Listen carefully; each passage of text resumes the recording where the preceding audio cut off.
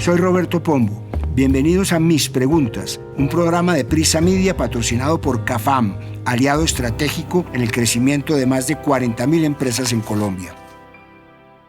¿Por qué tenemos cada vez menos acceso a la naturaleza? Más de la mitad del Producto Interno Bruto global depende de la naturaleza. Sin embargo, 1 millón de especies animales y vegetales están amenazadas de extinción.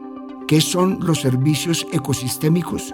¿Cómo vemos en el día a día la pérdida de la biodiversidad de los ecosistemas? Para este capítulo hablamos con Mario Armando Higuera, director del Observatorio Astronómico Nacional, con el exministro de Medio Ambiente Carlos Correa, con Jaime Pumarejo, exdirector de Bread Cities, con Germán Andrade, investigador senior del Instituto Humboldt, y con la doctora en Ciencias y Biología Loretta Rosselli. Soy Roberto Pombo y este es el capítulo 164 de Mis Preguntas. Bienvenidos. ¿Qué tienen que ver los avisos luminosos en las ciudades con la muerte de millones de tortugas marinas? Más de lo que cree. ¿Recuerda cuándo fue la última vez que vio las estrellas?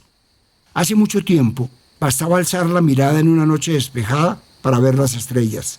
Si uno todavía recordaba ciertas clases o información sobre la astronomía, podía identificar fácilmente y sin telescopio algunas constelaciones populares como el Cinturón de Orión, la Osa Mayor o la Osa Menor. Incluso, en ciertos momentos del año, era posible ver planetas como Venus o Marte. A este último era especialmente fácil identificarlo por su luz roja, intensa.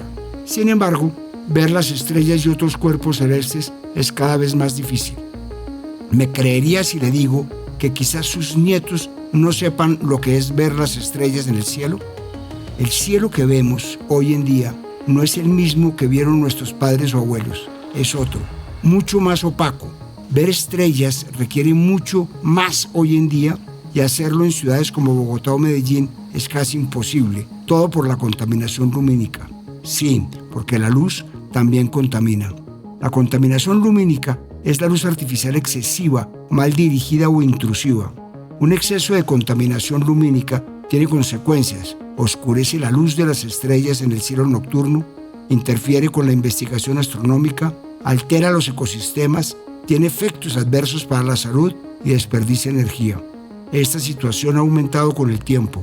Un estudio publicado en la revista Science sugiere que en los lugares en los que pueden verse 250 estrellas actualmente, en solamente 16 años solo van a poder verse 100. Si el incremento de la contaminación lumínica sigue, incluso el Cinturón de Orión, la constelación más brillante y que más fácilmente puede verse, también va a dejar de ser visible. Y aunque parezca un detalle meramente anecdótico, tiene muchas más consecuencias que simplemente no poder ver los cuerpos celestes. En 2016, la UNESCO publicó el documento El derecho a los cielos oscuros, una reflexión colectiva de científicos y educadores y autoridades sobre cómo la humanidad está perdiendo su derecho ancestral a contemplar el cielo estrellado debido a la contaminación lumínica. Pero además tiene impactos insospechados. También afecta a los ecosistemas porque altera los ciclos biológicos de aves, insectos y tortugas. Estudios demuestran, por ejemplo, que las aves migratorias dependen de la luz natural para guiarse y las interrupciones pueden provocar colisiones y una navegación incorrecta en sus viajes de larga distancia. Que las tortugas marinas confunden la luz artificial con la luz de la luna y se alejan del océano, causando la muerte de millones de crías cada año, y que el exceso de luz también puede alterar los hábitos y ciclos reproductivos de los murciélagos. ¿Qué hemos perdido como sociedad al dejar de ver las estrellas? Esto me explicó Mario Armando Higuera, director del Observatorio Astronómico Nacional de la Universidad Nacional. Observar el firmamento siempre ha sido uno de los objetivos de la raza humana desde los tiempos más pretéritos. ¿Por qué esta fascinación? Básicamente porque no poder alcanzar, digamos, con un experimento o con algún instrumento las estrellas generaba la inquietud de qué son esos objetos puestos sobre la esfera celeste. Pero al observar que tenían movimientos que se podían observar a lo largo de los días, meses o años o siglos, causaba la sensación o la inquietud en los seres humanos de por qué estos fenómenos se suceden y cuáles son las leyes que lo rigen. De ahí sale esa necesidad de observar permanentemente el cielo. Ahora, en estas sociedades modernas donde ya hay muchos intereses asociados a la vida en sociedad, a las actividades de trabajo, a las actividades de pronto también de entretenimiento, la capacidad de observar el cielo ha disminuido fuertemente y solo se centra en grupos de jóvenes o niños que siguen teniendo ese interés por la observación del cielo o de pronto en personas mayores. Es un proceso en el cual la sociedad debe volverse a reencontrar en la observación del firmamento, porque en las estrellas, en entender la física del cosmos, pues también entendemos nuestra naturaleza y la sociedad como tal. Hay una idea muy sencilla que casi siempre olvidamos o quedamos por sentada. La supervivencia humana depende completamente de los ecosistemas de la Tierra. El planeta no es solo un hermoso telón de fondo, es nuestro sistema de soporte vital. Este sistema nos da una enorme variedad de bienes y servicios esenciales para nuestro bienestar, nuestra salud y para existir. A todo esto se le llama servicios ecosistémicos y son los beneficios que obtenemos de la naturaleza. Hay 4 categorías principales de estos servicios. Primero, están los servicios de provisión, que son los productos que obtenemos como la comida, el agua dulce, la madera, la fibra, el combustible y muchos otros. Luego están los servicios de regulación, que son procesos silenciosos que mantienen el mundo en equilibrio, como la regulación del clima, el control de inundaciones, la purificación del agua y la regulación de enfermedades. En tercer lugar, están los servicios de apoyo, que son la base de todo lo demás, como la formación del suelo y el ciclo de nutrientes. Y por último, los servicios culturales, que incluyen beneficios no materiales como los valores espirituales, la recreación y la inspiración. Ahí está incluida la posibilidad de ver las estrellas. El bienestar de la humanidad, la seguridad personal, la salud, la capacidad de tener una vida digna, dependen de todos estos hilos que teje la biodiversidad en el planeta Tierra. Pero aquí está el giro alarmante de la historia. Todo lo que necesitamos para vivir lo tiene la naturaleza, es decir, dependemos de ella y sin embargo, esos recursos se pueden acabar. Esto se traduce en una crisis de vida, por llamarlo de alguna manera. Esto porque la variedad de vida en la Tierra, la biodiversidad, está disminuyendo. Los humanos hemos alterado estos ecosistemas de forma más rápida y extensa en los últimos 50 años que en cualquier otro periodo de la historia registrada. Según la evaluación de los ecosistemas del milenio, una publicación coordinada por el Programa de las Naciones Unidas para el Medio Ambiente, la magnitud de esta crisis es inmensa. Por ejemplo, aproximadamente una cuarta parte, el 24% de la superficie terrestre de la Tierra, ha sido transformada en sistemas cultivados. En los últimos años, perdimos y degradamos cerca del 20% de los arrecifes de coral a nivel mundial y se perdió aproximadamente el 35% de la superficie de manglares en los países con datos suficientes. La consecuencia más grave es la pérdida de diversidad de vida. Las especies se están extinguiendo entre 100 y 1000 veces más rápido de lo que ocurría de forma natural. Estamos rompiendo el sistema más rápidamente de lo que pueda repararse. Las principales fuerzas que causan esta degradación, todas ellas impulsadas por la humanidad, son la pérdida de hábitat, el cambio climático y el calentamiento global, la introducción de especies invasoras y la contaminación y sobreexplotación de recursos. Las actividades humanas están causando que la mayoría de los ecosistemas estén en peligro o empeorando. Y aunque quizás las consecuencias no son muy notorias para muchas personas en el día a día, están ahí, presentes, cada día. Pero para que la idea sea más aterrizada, busqué al exministro de Medio Ambiente, Carlos Correa, y le pedí que me contara cómo podemos ver reflejado en nuestro día a día la pérdida de la biodiversidad de los ecosistemas.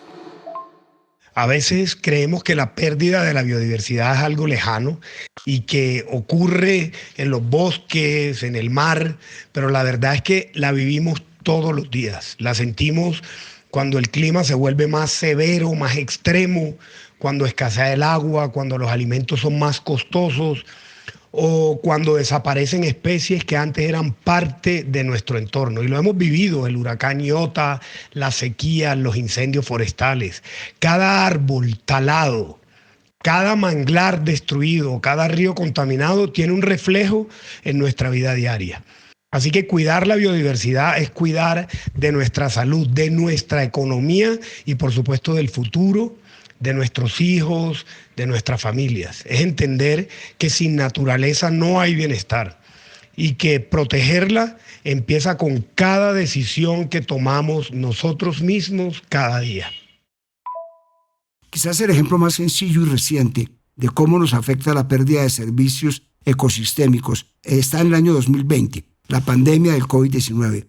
Piense en cualquier enfermedad infecciosa nueva que haya aparecido en los últimos años. De acuerdo con la Organización Mundial de la Salud, aproximadamente el 60% de todas las enfermedades emergentes provienen de la vida silvestre, es decir, son lo que se conocen como enfermedades zoonóticas, es decir, enfermedades e infecciones que se transmiten naturalmente entre personas y animales. Y aquí viene otro dato aterrador. La alteración de los hábitats, causada por la actividad humana como la deforestación y la conversión de paisajes, es responsable de casi la mitad de las enfermedades de este tipo más recientes. Es decir, cuando destruimos las casas de los animales y los ecosistemas, estamos abriendo la puerta a nuevas enfermedades. Tomemos como ejemplo un caso conocido, el de los murciélagos. Estos animales son portadores naturales de muchos virus, incluido el SARS-CoV-2, el virus que causó el COVID-19. ¿Qué pasa cuando talamos bosques o convertimos paisajes en campos de cultivos? Esto destruye el hogar de esos murciélagos. Esta intrusión humana, este daño del ecosistema, los obliga a moverse a nuevos lugares y a su vez esto aumenta la posibilidad de que los humanos entremos en contacto con un murciélago infectado. La explotación de la vida silvestre y la pérdida de ecosistemas incrementan el riesgo de que el virus salte, por decirlo de alguna forma, a los humanos, lo que se conoce como spillover. Este patrón se repite. Cuando se talan zonas de bosques, se crean bordes de hábitat ideales para un mosquito específico, el Anopheles darlingii, que es el principal transmisor de la malaria en Latinoamérica. Al crear este hábitat perfecto cerca de donde vivimos, aumentamos la exposición humana a la enfermedad. La urbanización casi siempre implica deforestación de grandes áreas verdes. Cuando se destruyen estos ecosistemas, el mosquito Aedes aegypti, que transmite el Zika, el dengue y las fiebres amarillas, se adapta y se reproduce bien dentro de nuestros asentamientos humanos. La destrucción de la naturaleza no es un problema lejano, es un factor enorme que impulsa la transmisión de enfermedades a nivel mundial. Y no sé si ustedes han escuchado ya una frase que se volvió de cajón: antes todo esto era monte. No, era que antes todo esto era monte. Ay, ahorita, ¿cómo sabes si estamos en Charleston? La cuestión es que esa frase, que se volvió casi un meme, es real. El mundo es cada vez más urbano. De acuerdo con un documento sobre perspectivas de población mundial, hecho por el Departamento de Asuntos Económicos y Sociales de las Naciones Unidas, la urbanización global ya es mayoritaria. Más de la mitad de la población mundial vive en áreas urbanas y esta proporción sigue creciendo. Según las estimaciones oficiales de Naciones Unidas, alrededor del 56% de la población vivía en zonas urbanas en 2020 y se proyecta que la proporción llegará a cerca de 68% para 2050. Un estudio publicado en la revista de la Academia Nacional de Ciencias de los Estados Unidos plantea que la expansión urbana global es probable que sea mucho mayor de lo que muchos modelos de población urbana por sí solos estiman, precisamente porque la mancha urbana crece no solo por más población, sino por expansión horizontal, bajando densidades y por ocupación de nuevas áreas que hasta entonces estaban relativamente vírgenes o con poca urbanización. Esto lleva a otra conclusión más preocupante. Esta expansión podría tener impactos directos considerables en biodiversidad y afectar regiones de alto valor ecológico que hasta ahora tenían escasa urbanización, lo que implica la pérdida de hábitat. Con el crecimiento acelerado de la urbanización del mundo y la pérdida de ecosistemas y biodiversidad, ¿podemos esperar nuevas pandemias y enfermedades zoonóticas en el futuro? Esto me contó Jaime Pumarejo, exdirector de Bread Cities.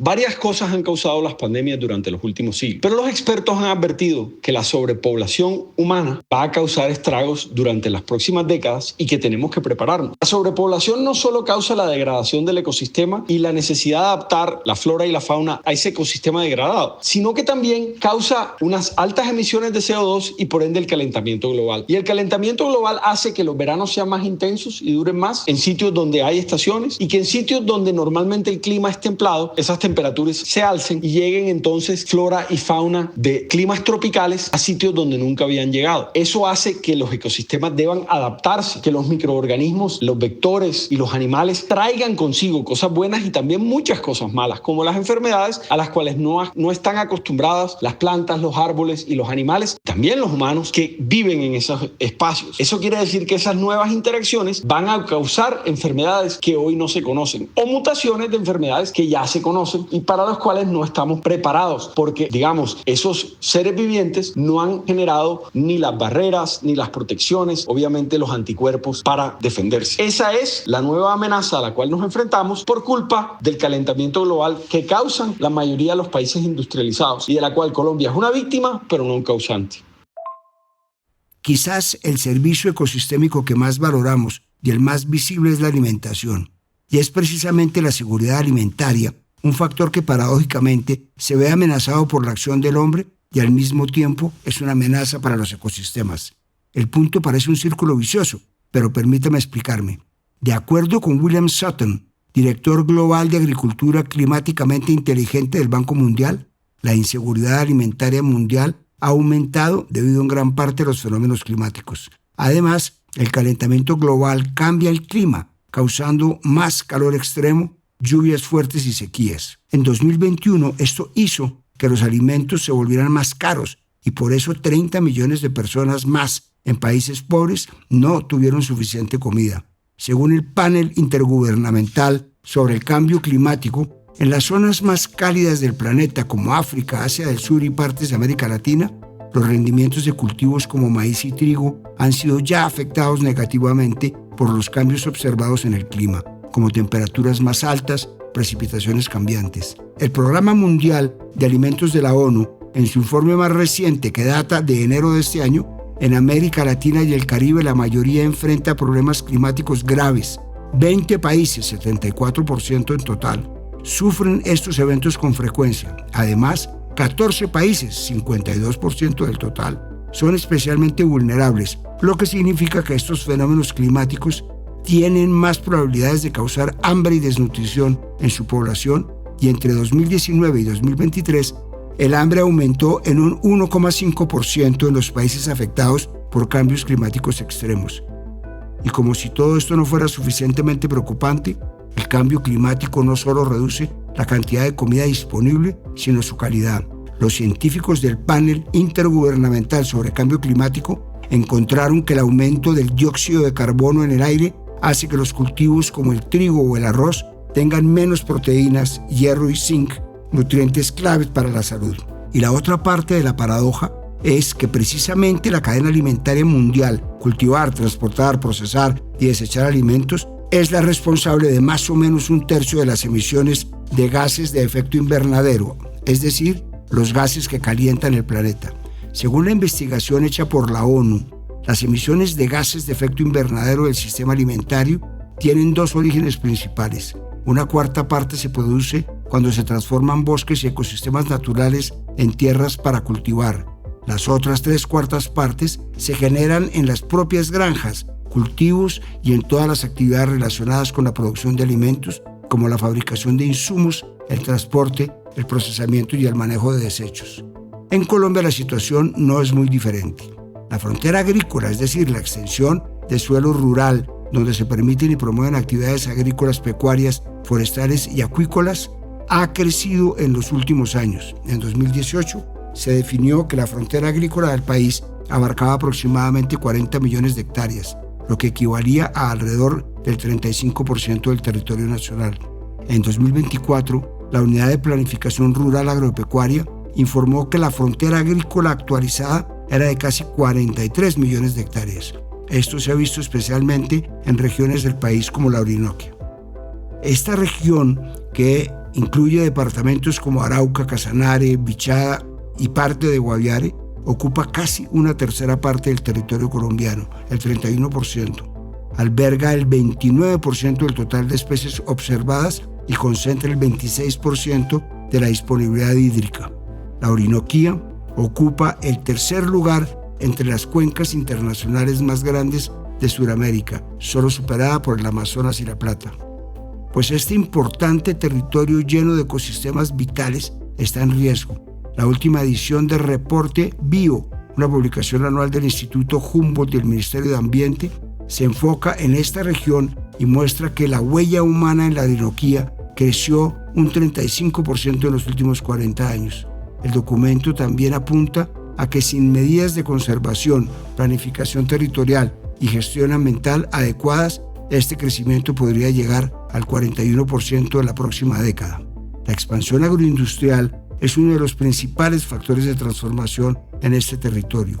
El reporte también muestra que las tierras dedicadas a la agricultura pasaron de 1.000 a 8.000 kilómetros cuadrados solamente en las últimas 2 décadas. Esta tendencia, impulsada por cultivos de arroz, ganadería extensiva y nuevas carreteras, podría duplicar la cantidad de agua necesaria para estas actividades en los próximos años. Busqué a Germán Andrade, investigador senior del Instituto Humboldt, para que me contara qué alternativas existen para lograr una agricultura más sostenible y menos dependiente de la expansión territorial.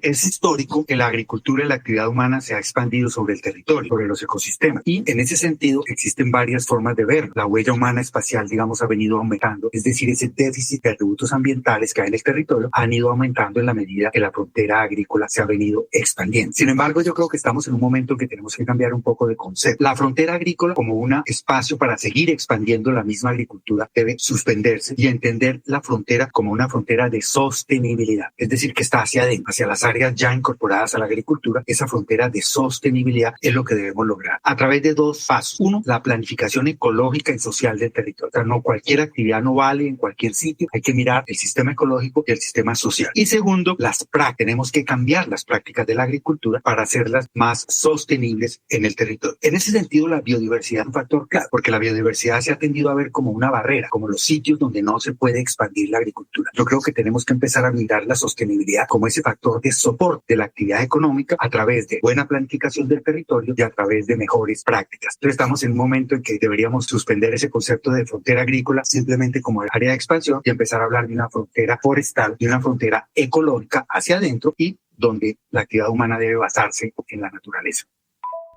Cada vez somos un mundo más urbano y esto ha hecho que perdamos contacto con la naturaleza. Acceder a una quebrada limpia, a aire puro, bosques, etc., es cada vez más un lujo. Un estudio de Miles Richardson, profesor de conexión con la naturaleza en la Universidad de Derby, en Inglaterra, identificó con precisión la pérdida de la naturaleza en la vida de las personas durante 220 años, basándose en datos sobre la urbanización, la pérdida de vida silvestre en los vecindarios y, fundamentalmente, los padres que ya no transmiten el compromiso con la naturaleza a sus hijos. El estudio concluye que la conexión humana con la naturaleza ha disminuido aproximadamente en un 61,5% desde 1800 hasta 2020, principalmente por la urbanización, que pasó del 7,3% en 1810 al 82,7% en 2020. Además, la transmisión intergeneracional ha sido uno de los grandes motivos para que esto pase. Los padres con menor conexión con la naturaleza tienen hijos también menos conectados, lo que genera un ciclo de desconexión. Aunque el modelo usó datos históricos de urbanización de Estados Unidos, los autores del estudio señalan que la disminución de la conexión con la naturaleza es un fenómeno global. Como dato menos relevante, pero bastante elocuente, la investigación también identificó la desaparición de palabras naturales de los libros entre 1800 y 2020, que alcanzó un máximo de disminución del 60,6% en 1990. Esta desconexión, por supuesto, no vino sola. Desde hace pocos años, al diccionario de trastornos mentales se agregó un nuevo término, la solastalgia, un sentimiento de angustia o de ansiedad que se da por cambios en el medio ambiente o en el ecosistema como el calentamiento global o la contaminación del aire. En 2022, la Organización Mundial para la Salud publicó un estudio sobre el cambio climático y la salud mental que mostró cómo los cambios ambientales causados por el ser humano están afectando cada vez más la salud mental y el bienestar de las personas, tanto de forma directa como indirecta. Mientras que por otra parte, pasar tiempo al aire libre en la naturaleza se asocia con mejoras cognitivas, mejor estado de ánimo, mayor salud mental y bienestar emocional. Un estudio publicado por la Asociación Americana de Psicología encontró algo que debería ser una obviedad. Tanto los espacios verdes, árboles, parques, como los espacios azules, agua, ríos, lagos, costa, aportan beneficios a la salud mental. La investigación analizó a más de 900.000 niños nacidos entre 1985 y 2003 y encontró que aquellos que crecieron en vecindarios con más espacios verdes tenían un riesgo menor de desarrollar trastornos psiquiátricos que los que crecieron en zonas con menos naturaleza. Es tan importante el acceso a la naturaleza y a sus recursos que incluso en 2022 la Asamblea General de las Naciones Unidas declaró que todas las personas del mundo tienen derecho a un medio ambiente saludable. ¿Por qué los seres humanos necesitamos estar en contacto con la naturaleza? Le trasladé la inquietud a la doctora en Ciencias y Biología, Loretta Rosselli, y esto me dijo. La especie humana es una especie muy reciente, solo tiene unos pocos cientos de miles de años y eso en tiempos evolutivos es muy joven. Digamos que nosotros, por decirlo de alguna manera, somos como unos micos de recién bajados del árbol. Y la civilización como tal es una cosa todavía mucho más reciente, es decir, todas nuestras adaptaciones, nuestro cuerpo, nuestros sentimientos están totalmente adaptados a la naturaleza. Entonces, digamos que eso hace que no sea sorprendente que los humanos tengamos beneficios de estar en la naturaleza, que digamos se ha puesto de moda como hacer estudios al respecto y hoy en día hay una cantidad de literatura que soporta el bienestar que trae. Hay cantidad de beneficios fisiológicos, de reducción de hormonas del estrés, de mejora de salud mental por el hecho de estar en contacto con la naturaleza. De hecho, hasta el biólogo E.O. Wilson le puso un nombre. Eso lo llamó biofilia y es esa idea de que los humanos tenemos una conexión innata con la naturaleza, que nos sentimos mejores, felices cuando estamos rodeados de plantas, de animales, y tal vez algunas de las manifestaciones de que eso es así es como ese sentimiento de calma cuando uno está caminando en un bosque, o porque tenemos plantas en la casa y eso nos gusta, porque los edificios buscan tener luz natural y a tener vista como a la vegetación, al bosque. Todas esas cosas son perfectamente innatas y entendibles, dado que nosotros somos bichos que evolucionamos con la naturaleza.